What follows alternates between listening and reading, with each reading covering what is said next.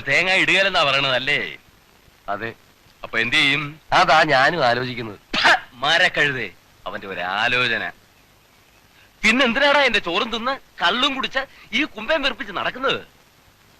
അല്ല മുതലാളി, കാര്യം നമ്മൾ വിചാരിക്കണ പോലല്ല. അവർക്കും ഉണ്ട് ഇപ്പോ യൂണിയൻ.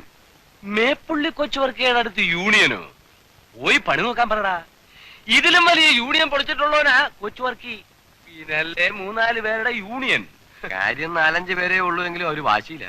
കൊച്ചു വർക്കിയോട് ഇറഞ്ഞാൽ ഇന്നല്ലെങ്കിൽ നാളെ ഈ കാലുമേ തന്നെ വന്ന് വീഴും. അന്ന് തട്ടി വരെയറാ. അതറിയാൻ വയ്യാത്ത യൂണിയൻ ആരാടാ? കണ്ടങ്കോരന്റെ മോൻ കുമാരനാ നേതാവ്. ഏത് തെങ്ങേന്ന് വീണ് ചത്ത കണ്ടങ്കോരൻ ചെയ്യോ? അതേ മുതലാളി. എന്നിട്ട് നീയൊക്കെ ഇത്രയും നാളും അവരെയൊക്കെ വെച്ച് പൊറപ്പിച്ചു അല്ലേ? അല്ല മുതലാളി ഒന്നും പറഞ്ഞില്ല. ഞാൻ പറയണോടാ, നോക്കി കണ്ടങ്ങ് ചെയ്യണം.